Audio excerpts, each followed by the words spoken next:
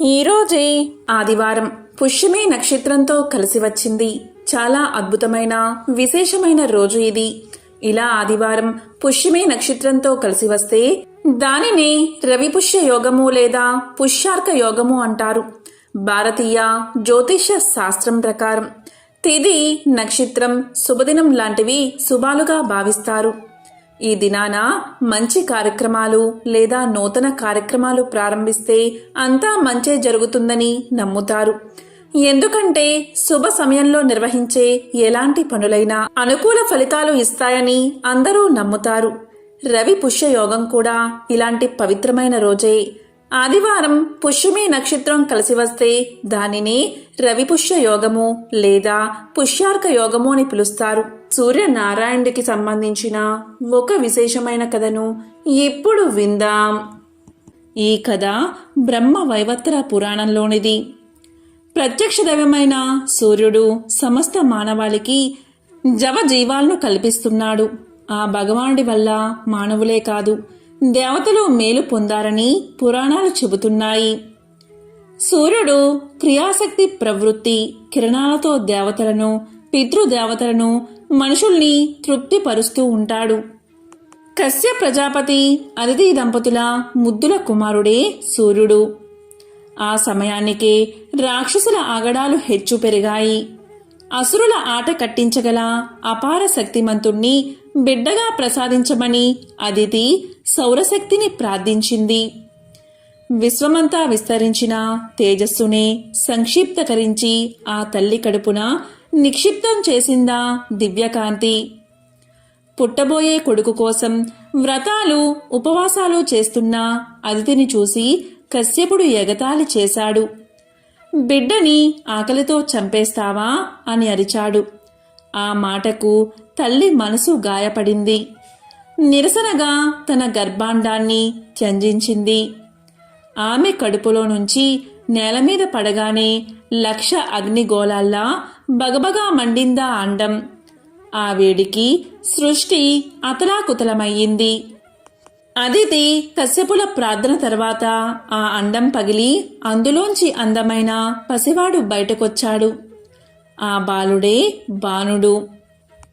ఆ రోజే 7 గుర్రాల రథాన్ని అధిరోహించి వెలుగుల దేవుడిగా బాధ్యతలు స్వీకరించాడు అని మత్స్య పురాణం తెలియచేస్తుంది. తల్లి కోరిక మేరకు దేవతల శత్రువులైన రాక్షసుల్ని ఓడించినందువల్ల ఆదిత్యుడు అని పిలువబడ్డాడు. సూర్యుడు ఎరుపు వర్ణం కలవాడు. ఆయన రథమునందు ఒకే చక్రం ఉంటుంది. దీనిని సంవత్సరము అంటారు. ఈ రథం 12 మాసాలు, 6 ఋతువులు, 4 మాసాల చొప్పున 3 నాభులు ఉంటాయి. ఇదే కాలచక్రం అని కూడా అంటారు. కాబట్టి సూర్య భగవానుడు 12 మాసాలలో 12 పేర్లతో ఆరాధించబడతాడు. విశ్వకర్మ తన నైపుణ్యాన్నంతా గుదిగుచ్చి అగ్నిగోళం లాంటి సూర్యబింబాన్ని అరగదీసి కరగదీసి తాప తీవ్రతను తగ్గించాడు. ఆ అరుగుదల్లో పుట్టిన రేణువుల నుంచి విష్ణువుకు చక్రాన్ని, శివుడికి శూలాన్ని తయారు చేసిచ్చాడని పురాణ కథనం. ఖగోళ శాస్త్రం ప్రకారం సూర్యుడి వయస్సు 460 కోట్ల సంవత్సరాలు. దాదాపుగా సృష్టి వయసు కూడా అదే. సూర్య భగవానుడి రూపాలను 12గా, వారిని 12 ఆదిత్యులుగా ఆయా మాసాలలో ఆ రూపాల్లో పూజిస్తూ ఉంటారు. వాటిలో భాగంగానే కశ్య ప్రజాపతి కుమారుడు సూర్యుడని, వారిలో ఇక్ష్వాకుడు రాజైన కారణంగా ఇక్ష్వాకు వంశంలో రాజులందరినీ సూర్యవంశరాజులు అంటారని చెబుతూ ఉంటారు. సూర్యుడు వేసే ప్రతి అడుగు వేగానికి, కాలగమనానికి కొలబద్ద. మనం లెక్కించే సెకన్లు, నిమిషాలు, గంటలు, రోజులు, వారాలు, నెలలు, సంవత్సరాలకు ఆధారం సూర్యుడే. కాలమే వేద స్వరూపం అంటుంది వేదం. కాలం కంటికి కనబడదు, దైవమూ అంతే. కానీ కాలానికి ప్రామాణికమైన సూర్యుడు మనకు కనిపిస్తాడు. అందుకే ఆయన్ని ప్రత్యక్ష దైవంలా కొలచి ఆది నారాయణుడిగా ఆరాధిస్తాం. భౌతిక, వైజ్ఞానిక దృష్టితో పరిశీలిస్తే సృష్టి, స్థితి, లయకారకుడు సూర్యుడు మాత్రమే. ఆయన వల్లే సమస్త ప్రకృతి చైతన్యమవుతుంది. సూర్యుడికి ఎంతో ప్రీతికరమైనది ఆదివార వ్రతం. సూర్యుడు అనంతమైన కిరణాలు కలవాడు, జగత్తుకు వెలుగు ప్రసాదించేవాడు, జ్యోతి స్వరూపుడు, దినరాత్రాలు ఏర్పరిచినవాడు, ఆయురారోగ్యాలు ప్రసాదించేవాడు, శుభాలను కలిగించేవాడు, ముల్లోకాలకు చూడామణి, దినాలకు మణి వంటివాడు. అతని పేరు మీద ఏర్పడిన రోజే ఆదివారం. ఆదివార వ్రతం చేయడం వల్ల అనంతమైన లాభాలు కలుగుతాయి. మరి దానికి సంబంధించిన పురాణ కథను ఇప్పుడు విందాం. పూర్వం ఉజ్జయిని నగరంలో ఒక అవ్వ ఉండేది. ఆమెకు ఎవరూ లేరు. దైవభక్తి పరారురాలు. తెల్లవారుజామునే లేచి ఆవు పేడతో నీళ్లు చల్లి బియ్యపు పిండితో ముగ్గులు వేసేది. స్నానం చేసి శుచిగా దేవుణ్ణి పూజించేది. అంతవరకు మంచినీళ్లు కూడా ముట్టేది కాదు. అవ్వ వద్ద ఆవు లేకపోవడం వల్ల పొరుగింటి వారి నుంచి గోమయం తెచ్చుకునేది. అవ్వ ఏ రోగాలు లేకుండా ఆరోగ్యంగానూ సంతోషంగానూ ఉండడం చూసి పొరుగామె ఎంతో ఈర్ష్యపడేది. నా ఆవు పేడ వల్లనే కదా ఈ అవ్వ ఇల్లు అలుగుతున్నది, సుఖంగా ఉంది. నేను పేడ ఇవ్వకపోతే అవ్వకు సుఖ సంతోషాలు ఉండవు అనుకుని పేడ ఇవ్వలేదు. ఇల్లు అలకని కారణంగా అవ్వ ఆ రోజు తిండి తినలేదు. కాకతాళీయంగా ఆ రోజు మాగపు ఆదివారం. నీరసంగా దినమంతా పస్తు ఉండి నిద్ర పోలేకపోయింది.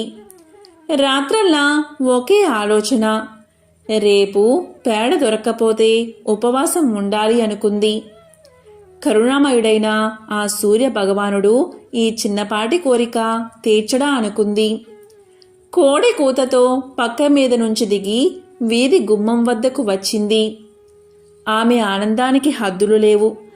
ఎందుకు అంటే గుమ్మం ముందు ధవల వర్ణంతో మెరిసిపోతున్న ఆవు కట్టి ఉంది. అవ్వను చూడగానే పేడ వేసింది ఆ ఆవు. అప్పుడే భాస్కరుడి కిరణాలు నేలమీద పడుతున్నాయి. అవ్వ గోవుకి దండం పెట్టి గోమయంతో ఇల్లంతా అలికి సంతోషంగా నిత్య కర్మలు పూర్తి చేసింది. ఆవు అక్కడ్నుంచి కదల్లేదు. తను వండుకున్నదే ఆవుకు ముందు పెట్టి తరువాత తాను తింది అవ్వ. రాత్రైనా ఆవు కదల్లేదు. దేవుడే తనకిచ్చాడని అనుకుంది అవ్వ. అలా అనుకుని ఆవుని ఇంట్లో కట్టుకుంది. రోజూ ఆవుకు మేత పెడుతుంది. పొరిగింటామె ఈ ఆవు అవ్వకు ఎవరిచ్చారు అని అనుకుంది. బహుశా దొంగలించిందేమో అనే అనుమానంతో గ్రామాధికారికి ఫిర్యాదు చేసింది పొరిగింటావిడ. దాంతో గ్రామాధికారి మనుషులు వచ్చి నువ్వు దొంగవు, నేరం చేశావు అని నేరాన్ని మోపి ఆవును తోలికెళ్ళిపోయారు. ఆ రాత్రి ఆమె దేవుణ్ణి తలుచుకుంటూనే గడిపింది. అదే రాత్రి సూర్య భగవానుడు గ్రామాధికారికి కల్లో కనిపించి ఆ అవ్వ దొంగ కాదు, ఆవును నేనే ఇచ్చాను, తెల్లవారక మునిపే ఆవును తిరిగి ఆమెకిచ్చి పరిహారంగా 10 రూకలు ఇవ్వి అన్నాడు. కోడి కూతతో లేచి ఈ రోజైనా పొరుగామె పేడ ఇస్తుందా లేదా అన్న సందేహంతో వీధిలోకి వచ్చింది అవ్వ. గ్రామాధికారి మనిషి ఆవును అవ్వకు అప్పగించి ఇలా పలికాడు, అవ్వా, ఈ ఆవు నీదే. నష్టపరిహారంగా మా యజమాని 10 రూకలిచ్చాడు, తీసుకో అన్నాడు. దీంతో అవ్వ ఎంతగానో సంతోషించింది. ఆ సూర్య భగవానుణ్ణి వేవేల స్తుతించింది. అబద్ధం చెప్పిన పొరుగింటామెకు శిక్ష పడింది. ఆనాటి నుండి ఆ గ్రామవాసులు ఆదివార వ్రతాన్ని చేయడం మొదలుపెట్టారు. ఆదివారం ఈ వ్రతాన్ని ఆచరించడం వల్ల జన్మ జన్మల సంచిత పాపం నశించి అనంత పుణ్యం లభిస్తుంది. అంతేకాదు, రోగ భయాలు ఉండవు. సిరి సంపదలతో ఇల్లు కలకలలాడుతుంది. ప్రతి ఆదివారం ఏమీ చేయకపోయినా సరే ఆదిత్య హృదయాన్ని పఠించండి. ఆదిత్య హృదయం పరమ పవిత్రం. ఒక స్తోత్రరాజం వంటి మహామంత్రం. పాపాలను శాపాలను పోగొట్టి కష్టాలను తీర్చి ఆయుష్ను పెంచి అక్షర సాధనమే ఆదిత్య హృదయం. ఈ అమోఘమైన స్తోత్రరాజాన్ని శ్రీరామచంద్రుడికి అగస్త్య మహర్షి మంత్రాల వంటి మాటల్లో వివరించాడు. ఆరోగ్య భాగ్యమును సకల సంపదలను ప్రసాదించేవాడిగా ప్రత్యక్ష దైవంగా సూర్య భగవానుడి పేరు ప్రఖ్యాతి కాంచాడు. ఆదిత్య హృదయం మహాపవిత్రమైనది. దీనిని భక్తి శ్రద్ధలతో ఎల్లవెలలా పారాయణం చేస్తే ఇహలోకాన అన్ని రకాల సంపదలు, పరమున పుణ్యలోకాన్ని పొందుతారు. నిత్యం పారాయణం చేయలేకపోతే ఆదివారం పఠించినా చాలు. ఇలా చేస్తే న్యాయ వివాదాల్లో చిక్కుకుని కోర్టుల చుట్టూ తిరుగుతూ సతమతమయ్యేవారు దీన్ని పారాయణ చేస్తే దాని నుండి విముక్తి పొందుతారు. దరిద్రంతో బాధపడుతున్నవారు అనునిత్యం పారాయణం చేస్తే సకల అష్టైశ్వర్య సంపదలను పొందుతారు. అనారోగ్య రుగ్మలతో బాధపడుతున్నవారు ఆదిత్య హృదయాన్ని పఠిస్తే రోగాలు మాయమవుతాయి. నిరుద్యోగులు పారాయణ చేస్తే మంచి ఉద్యోగం లభిస్తుంది. విద్యార్థులు పారాయణం చేస్తే పరీక్షల్లో మంచి మార్కులతో ఉత్తీర్ణులవుతారు. ఆదిత్య హృదయం రామ రావణ సంగ్రామంలో వెలువడింది. రామరావణ యుద్ధం జరుగుతుంది. గొప్ప తపశక్తితో పరమశివుడి అనుగ్రహం పొందిన రావణుడు ధైర్యంగా శ్రీరాముణ్ణి ఎదుర్కొంటున్నాడు. రావణుణ్ణి ఎలా సంహరించడమా అని శ్రీరాముడు తీవ్రంగా ఆలోచిస్తున్నాడు. అమోఘమైన తపశ్శక్తి కలిగిన రావణాసురుణ్ణి వధించడానికి శ్రీరామునికి సఖ్యం కాలేదు. రావణుడు చావు లేకుండానట్లు అనేక వరాలు పొందడం వల్ల శ్రీరామునికి రావణాసుర వధ వీలు కాలేదు. శ్రీరాముడు ఎన్ని అస్త్రశస్త్రాలు ప్రయోగించినా రావణుడు చావలేదు. దీనితో శ్రీరాముడు ఎంతో బాధపడ్డాడు. ఈ యుద్ధాన్ని అంతరిక్షం నుంచి దేవతలు, గంధర్వులు, మహర్షులు మొదలైన వారంతా తిలకిస్తున్నారు. వారిలో అగస్త్య మహర్షి కూడా ఉన్నాడు. రావణుడి యుద్ధ తీవ్రత చూసి దిగులుతో ఉన్న శ్రీరాముడి సమీపానికి అగస్త్యుడు వచ్చి అతడి దైవత్వాన్ని గుర్తుచేసి ఆదిత్య హృదయ మంత్రాన్ని బోధించాడు. రామ రావణ యుద్ధాన్ని చూడడానికై దేవతలతో కలిసి అగస్త్య మహాముని శ్రీరాముణ్ణి చేరుకుని ఇలా పలికాడు. ఓ రామా, నీకు మహాపవిత్రమైన రహస్యాన్ని చెప్తాను. శ్రద్ధగా విను. దీనివల్ల నీవు యుద్ధంలో రావణుణ్ణి సులభంగా జయిస్తావు.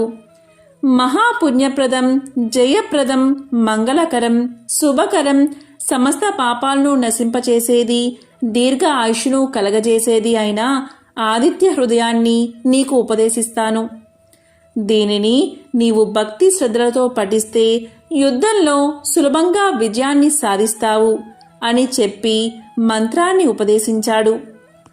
బ్రహ్మ మొదలైన సమస్త దేవతలు అనగా బ్రహ్మ, విష్ణువు, శివుడు, కుమారస్వామి, 9 ప్రజాపతులు, దేవేంద్రుడు, కుబేరుడు, మృత్యువు, యముడు, చంద్రుడు, సముద్రుడు అను వీరందరూ ఇతనే. పితృదేవతలు, అష్టవసువులు, సాధ్యులు, అశ్విని దేవతలు, మరుత్తులు, మనువు, వాయువు, అగ్ని మొదలగు వారిలో సూర్యుడే అంతర్యామి అయి ఉన్నాడు.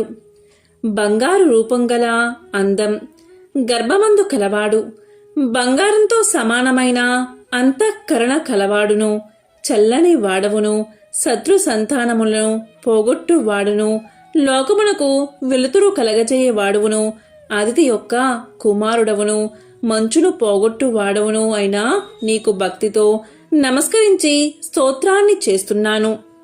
ఋగ్వేదం, యజుర్వేదం, సామవేదం, అథర్వణ వేదం అనే 4 వేదాల యొక్క సారం అయిన వాడవు. సమస్త వేదాలు నీవే అయిన వాడవు. సముద్ర జలముపై శయనించు వాడవు. దక్షిణాయనమున వింధ్య పర్వతమున సంచరించు వాడవు. అయినా నిన్ను భక్తి శ్రద్ధలతో సేవించుచున్నాను అని శ్రీరాముడు పలికాడు. సమస్త నక్షత్రాలకి, గ్రహాలకి అధిపతివైన వాడవును, లోకానికి ఆధారభూతుడవును, స్వర్గం, చంద్రుడు, సూర్యుడు, నక్షత్రాలతో ఉండు ఆకాశం, దిక్కులు, భూమి, సముద్రం అన్నీ నీ వీర్యముచే నిలిచి ఉన్నాయి. ఇంద్రుడు, దాత, భృగుడు, పూషుడు, మిత్రుడు, వరుణుడు, ఆర్యముడు, అర్చిస్సు, వివస్వంతుడు, త్వష్ట, సవిత, విష్ణువు అనే పేరుగల 12 ఆదిత్యులలో అంతర్యామి అయిన నీకు భక్తితో నమస్కారం చేస్తున్నాను. ఈ విధంగా శ్రీరాముడు ఆదిత్య హృదయాన్ని 3 సార్లు పఠించగా ఆ పరమాత్ముడు ఆనందించిన వాడై దేవతలతో కలిసి వచ్చి ఆదిత్యుడు పులకాంకిత శరీరుడై శ్రీరాముణ్ణి చూసి ఇలా పలికాడు: ఓ రామా, రావణుడకు అంత్యకాలం సంప్రాప్తించింది. ఆలస్యం చేయకుండా త్వరపడు అని ఆశీర్వదించాడు. త్వర అనే మాట ఆదిత్యుని నోట వెలువడిన వెంటనే రావణ సంహారం జరిగి లోక కళ్యాణం జరిగింది. బయటి శత్రువునే కాక అంతఃశత్రువులను కూడా అవలీలగా జయించేందుకు ఆదిత్య హృదయం అమోఘమైన అక్షర సాధనమని ఉపదేశించాడు. తాను వెలుగుతూ ప్రపంచానికి వెలుగును ప్రసాదించే భాస్కరుణ్ణి నమ్ముకుంటే ఏమీ లోటు ఉండదు అన్నాడు. సూర్యుడికి గల విశేషనామాలు ఆదిత్య హృదయంలో ప్రస్తావించబడ్డాయి. బ్రహ్మ సృష్టికి మూలం, సమస్త జీవజాలానికి ఉదయగుణం ఇచ్చేవాడు బ్రహ్మ. సకల లోకాలకు సుమాలు కూర్చేవాడు శంకరుడు. మధ్యాహ్న కాలానికి ప్రతీక. జీవనదులకు, పంట పొలాలకు, మానవాళికి శక్తి ప్రదాత మార్తాండుడు. సాయంకాలం విష్ణు రూపం. విష్ణువు సర్వవ్యాపకుడు. సాయంకాలం విష్ణువులా జగత్తుకు తేజస్సును ఇచ్చే లోక బాంధవుడిగా సూర్యుణ్ణి కొలుస్తాం. త్రిమూర్తుల స్వరూపమే శ్రీ సూర్యనారాయణమూర్తి. సూర్య భగవానుడి ఆరాధనకు ఆదివారం ఉత్తమమైన రోజుగా చెప్తారు. జ్యోతిష్య శాస్త్రంలో సూర్య భగవానుణ్ణి గ్రహాల రాజు అంటారు. సూర్య భగవానుడి అనుగ్రహం ఉంటే వ్యక్తి జీవితంలో చాలా అభివృద్ధి చెందుతాడు. అలాంటి వారి ఆరోగ్యం ఎప్పుడూ బాగుంటుంది. అనారోగ్య సమస్యలు తొలగిపోతాయి. జాతకంలో సూర్యుడు బలంగా ఉంటే జీవితంలో సుఖ సంతోషాలు, ఐశ్వర్యం, కీర్తి లభిస్తాయి. అదే సమయంలో సూర్యుడు బలహీనమైన లేదా బాధాకరమైన స్థితిలో ఉంటే వ్యక్తులు తరచుగా అనారోగ్యంతో బాధపడుతూ ఉంటారు. ఏ పని కూడా విజయవంతం కాదు. అయితే ఇలాంటి చెడు దుష్ప్రభావాలకు కొన్ని పరిహారాలు ఉన్నాయి. ఆదివారం రోజు వీటిని ఆచరించడం వల్ల ఆ సమస్యలన్నీ తొలగిపోతాయి.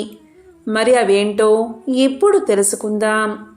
ఆదివారం నాడు ఉదయాన్నే నిద్రలేచి స్నానం చేసి శుభ్రమైన బట్టలు కట్టుకుని సూర్య భగవానుడికి అర్ఘ్యాన్ని సమర్పించాలి. అర్ఘ్యాన్ని సమర్పించేటప్పుడు ఖచ్చితంగా ఓం సూర్యాయ నమః, ఓం వాసుదేవాయ నమః, ఓం ఆదిత్యాయ నమః అనే మంత్రాన్ని జపించాలి. దీంతో సూర్య భగవానుడు త్వరగా ప్రసన్నుడై మీ కోరికలన్నీ నెరవేరుస్తాడు.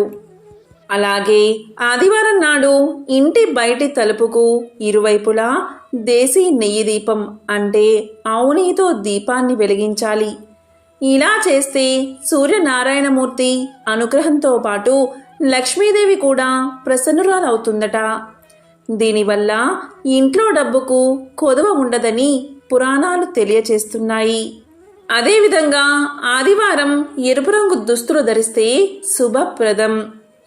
అలాగే ఆదివారం దానం చేయడానికి విశేషమైన రోజు. ఈరోజు సూర్య భగవానుణ్ణి ప్రసన్నం చేసుకోవడానికి బెల్లం, పాలు, బియ్యం, దుస్తులు దానం చేయాలి.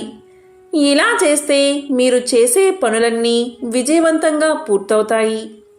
అలాగే ఆదివారం నాడు ప్రవహించే నీటిలో బెల్లం, బియ్యం కలపడం శుభప్రదం. జ్యోతిష్య శాస్త్ర ప్రకారం ఇలా చేయడం వల్ల సూర్యనారాయణమూర్తి యొక్క అనుగ్రహం లభిస్తుంది. నిలిచిపోయిన పనులన్నీ పూర్తవుతాయి. ప్రతిరోజు పూజించడం వీలు కాకపోయినా కనీసం ఆదివారం సూర్య భగవానుణ్ణి పూజించండి. ఆయనకి ఎర్రటి పువ్వులు అంటే చాలా ఇష్టం కాబట్టి ఎర్రటి పువ్వులను సమర్పించండి. అర్ఘ్యాన్ని ఇవ్వండి. అలాగే స్వామిని పూజించేటప్పుడు ఆదిత్య హృదయాన్ని తప్పనిసరిగా పఠించండి. ఇలా చేస్తే అనారోగ్య సమస్యలు తొలగి సంపూర్ణ ఆరోగ్యం చేకూరుతుంది. ఆ స్వామి కష్టాలను తొలగిస్తాడు. ఎంతో విశేషమైన పవిత్రమైన ఈ ఆదివారం రోజు ఈ పరిహారాలను పాటించి స్వామికి సంబంధించిన ఈ కథ విని సకల శుభాలను పొందండి. ఓం సూర్యాయ నమః, ఓం ఆదిత్యాయ నమః, ఓం రవయే నమః.